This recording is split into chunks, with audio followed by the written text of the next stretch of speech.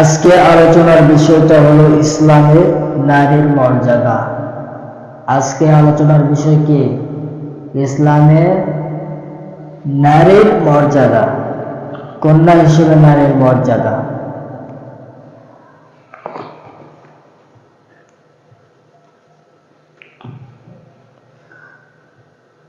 সম্মানিত মুহতারামাদের, ইসলামে কন্যা হিসেবে নারীদের অনেক মর্যাদা দেওয়া হয়েছে।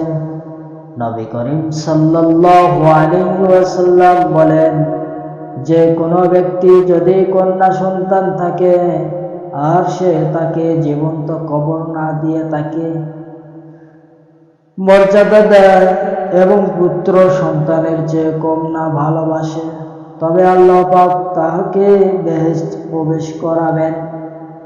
এই হাদিস দ্বারা কি বুঝলেন? এই হাদিস দ্বারা বোঝা যাচ্ছে যে মনে করেন, উদাহরণের ক্ষেত্রে বলি, তোমার মনে করেন যে সন্তান, ছেলে সন্তান আছে, মেয়ে সন্তান আছে, তো এদের মধ্যে এখন তুমি মনে করতেছো যে আমি শুধু মেয়েকেই ভালোবাসবো, এই ছেলে ভালোবাসবো না। আমার মনে করতেছে আমি ছেলেকেই ভালোবাসবো, মেয়েকে ভালোবাসবো। মেয়ে কেন ভালোবাসবো? মেয়ে তো বিয়ে হয়তো তার স্বামীর বাড়ি চলে যাবে, ছেলে তো আমার কাছেই থাকবে, ছেলে তো ভাত দেবে, ছেলেকে তো আমি জীবন রেখে দেবো। এরকম বাবা আছে না? নাই? অবশ্যই আছে। তো ওই বাবা আবার কি করতেছে? ওমরা করতে যাচ্ছে, বছরে মাসে ওমরা করতে যাচ্ছে। এখন মেয়েকে বলতেছে যে তুই থাক মা, তুই বিয়ে শাদী করবি, তোর জন্য জমি না লিখে দিয়ে তুই তো দোয়া দিচ্ছি, আমি হজ করতে যাচ্ছি, তো তোর জন্য আরো অনেক দোয়া করবো। আর ছেলেকে ঠাস ঠাস ঠাস করে লিখে দিচ্ছে, নে নে বাবা নে। এইরকম ইসলাম নয়, এটা ইসলাম নয়। ইসলাম উভয় সমান, উভয় সমান। বোন যেই ভাগটা পাবে, ভাইও সেই ভাগটাই পাবে। ঠিক আছে? পিতামাতারা লক্ষ্য করবেন, আপনার সন্তান সন্ততি আছে, ছেলে সন্তান মেয়ে সন্তান আছে, মেয়ে সন্তান কম পাবে, ছেলে সন্তানের বেশি দিবেন, ওইটা হবে না। ইসলাম ওইটা মানে না। ইসলাম মানে কি? ছেলেও যেটা পাবে মেয়েও সেই পরিমাণই পাবে, সমান সমান। না হবে কি সমান সমান? আজ হয়ে যাচ্ছে কিরকম দেখছেন? বলতেছে আমি হজে যাচ্ছি, তুমি তো স্বামীর বাড়ি চলে যাবা। মেয়েটিকে বলতেছে তুমি তো স্বামীর বাড়ি চলে যাবা, আমার ছেলে সন্তানরা থাকবে, তারা তো আমার খাওয়াবে, তো তুমি তো চলে যাবা, তুমি আমাকে কি খাওয়াবা? তো তোমার নামে অল্প একটু কিছু লিখে দিল আর দোয়া দিয়ে দিল, আর এরা তো নিচ্ছে, এদের জন্য আর কি? দেখেন ইসলাম মানে কোন দিকে যাচ্ছে দেখেন। আমরা যতই সোজা করতে যাচ্ছি বেকার দিকে নিয়ে যাচ্ছে।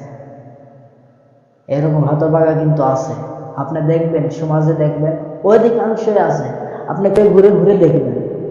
তো এখানে নবী করিম সাল্লাল্লাহু আলাইহি সাল্লাম এই হাদিস দ্বারা বোঝা যাচ্ছে কি, যে উভয়কেই ভালোবাসতে হবে, কাউকে জিন্দা কবর দিও না। ঠিক আছে? এই যে কাউকে জীবন্ত কবর দিও না, না দিয়ে উভয়কেই ভালোবাসো, আল্লাহ তাআলা আপনাকে জান্নাতে প্রবেশ করাবে। হাদিস বোঝা গেল? ব্যাখ্যা বোঝা গেল?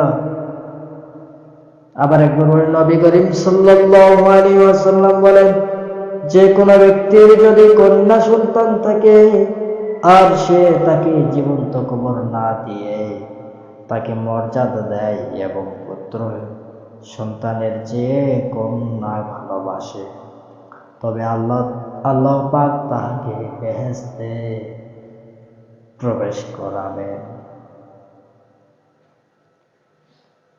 ছেলেরে সম্মান খুবই দিচ্ছে, ছেলেরে মানে বাড়ি ঘর রেখে দিচ্ছে, সব দিচ্ছে, ভালোবাসিচ্ছে, একেবারে ভালোবাসিচ্ছে, অথচ মেয়েকে ভালোবাসতেছে না। ওই মেয়ে তো বিয়ে হয়ে তো চলে যাবে তার স্বামীর বাড়ি, তো মেয়ে তো আমার তো দেখবে না, ছেলেরাই তো দেখবে।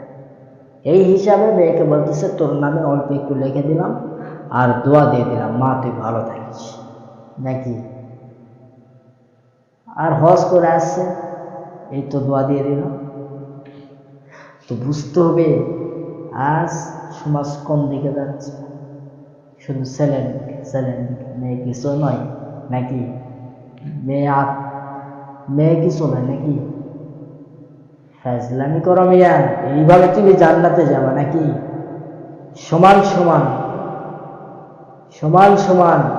আজ থেকে পিতামাতারা যারা আছেন তারা শিক্ষা নেবেন যে আজ থেকে ছেলে মেয়েকে সম্পদগুলো ভাগ করে দেওয়ার সময় সমান সমান, আর ভালো লাগবেন সমান সমান। একজনকে বেশি একজনকে কম এরকম হবে না, উভয়কেই সমান ভালোবাসতে হবে। আল্লাহ তাআলা সবাইকে এরকম ভাবে আমল করার তৌফিক দান করুন, আমিন।